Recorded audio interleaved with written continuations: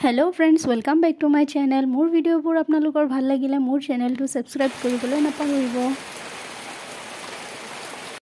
আজি 31 অক্টোবৰ জুবিন দালৈ মোৰ কিছু কথা ৰৈ ৰৈ বিনালে লৈ। মৰমৰ জুবিন দা, আজি 31 অক্টোবৰ। আজি আপোনাৰ ছবি ৰৈ ৰৈ বিনালে মুক্তিৰ প্ৰথমটো দিন। আজি জুবিন অনুৰাগীৰ যে লানি নিচিগা ভিৰ ছবিগৃহৰ সন্মুখত। আজি গোটেই অসমতে কেৱল আপোনাৰ ছবিগৃহত। আজি অসমবাসীয়ে যেন গোটেই ৰাতি শুৱা নাই, যে ৰাতিপুৱা উঠিয়ে আমাৰ জুবিনদাৰ ছবিখন চাব লাগিব। আজি প্ৰকৃতিও যেন আপোনাক হেৰুৱাই কান্দিছে। আপুনি জানেনে, আপোনাৰ ছবিখন মুক্তিৰ আগতেই সকলো অসমীয়া চিনেমা জগতৰ ৰেকৰ্ড ভংগ কৰিছে। অসমৰ সকলো ছবিগৃহত এইবাৰ পোনপ্ৰথমবাৰৰ বাবে 4:30 বজাৰ পৰাই দৰ্শনী আৰম্ভ কৰিছে। চিনেমাখন চাবলৈ যাওঁতে সকলোৰে বুকুখন কঁপি উঠিছে। আজি প্ৰকৃতিও যেন এক বিষাদ ৰূপ ধাৰণ কৰিছে। আপোনাৰ কাৰণে প্ৰকৃতিও কান্দোনত ভাঙি পৰিছে। আপুনি যে নাই এইটো কাৰো সহ্য হোৱা নাই। ৰাতি 2-3 বজাৰ পৰাই চিনেমা গৃহসমূহত অনুৰাগীৰ ভিৰ। মৰমৰ জুবিন দা, আপোনাৰ অনুৰাগীসকলে কান্দিছে, মাথো কান্দিছে, কেৱল কান্দিছে আপোনাৰ বাবে। আপোনাৰ সপোনৰ ছবিখন যে আপুনি চাব পৰা নাই।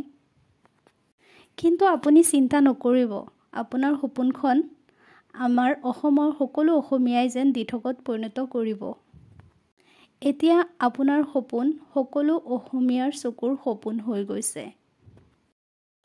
আপুনি জানেনে জুবিন দা, আপোনাৰ ছবিখনে বহুতো বিগ বাজেটৰ হিন্দী চিনেমাবিলাকক পিছ পেলাই আগবাঢ়ি গৈ আছে ৰেকৰ্ড গঢ়াৰ দিশত। আপোনাৰ কাৰণে কিছুমান থিয়েটাৰত বহিবলৈ ডাঙৰকৈ চকী সজোৱা হৈছে, বহিবলৈ ব্যৱস্থা কৰা হৈছে, যে সকলো মানুহে আপোনাৰ লগত বহি পেলাই চাই ছবিখন চাব। প্ৰত্যেকটা ছবিগৃহৰ বাহিৰত আপোনাৰ ফটোক প্ৰণাম জনাই অনুৰাগীসকল আগবাঢ়ি গৈছে আপোনাৰ ছবিখন চাবলৈ। কি যে মৰ্মান্তিক দৃশ্য। যিসকল ছবি চাবলৈ গৈছে সেইসকল উভতি আহোঁতে কান্দিছে, মাথো কান্দিছে। আৰু সকলোৱে কৈছে আপোনাৰ জীৱন কাহিনীৰ লগত যে সকলো মিলি গৈছে। আপুনি চিনেমাটো বনোৱাৰ দৰে আপোনাৰ ৰিয়েল লাইফতো তেনেকেই মৃত্যু হ'ল। সকলোৱে কৈছে আমি জাষ্টিচ বিচাৰোঁ, আমাৰ জাষ্টিচ লাগিবই। মৰমৰ জুবিন দা, আপুনি চিন্তা নকৰিব, আপোনাক আমি জাষ্টিচ দিমেই।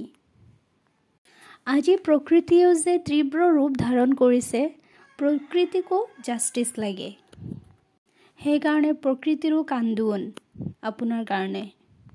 আপুনি যে প্ৰকৃতি ভাল পাইছিলে, আপোনাৰ ছবিখন আপুনি দেখা নাপালেও আমি সকলোৱে আপোনাৰ আশা পূৰণ কৰিম। আপুনি জানেনে, আপোনাৰ ছবিখন GST ফ্ৰী কৰি দিয়া হৈছে। হেমন্ত বিশ্ব শৰ্মা ডাঙৰীয়াই কৈছে ৰৈ ৰৈ বিনালেৰ পৰা যিটো GST এমাউণ্ট ওলাব সেইখিনি কলাগুৰু ফাউণ্ডেশ্যনত দান কৰি দিয়া হ'ব। আপুনি যে কলাগুৰু ফাউণ্ডেশ্যন ভাল পাইছিল, আপোনাৰ ইনকামৰ টকাবিলাক যে কলাগুৰু ফাউণ্ডেশ্যনত দান কৰিছিল, সেয়া এতিয়া অসম চৰকাৰেও কৰিব।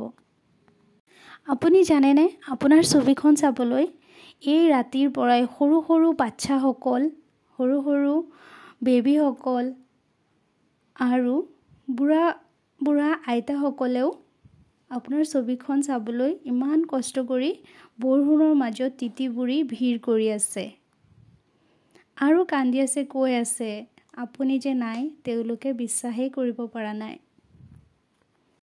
আপুনি চিন্তা নকৰিব, আপুনি ওপৰৰ পৰা খালি আশীৰ্বাদ কৰিব, আপোনাক যাতে আমি ন্যায় দিব পাৰোঁ।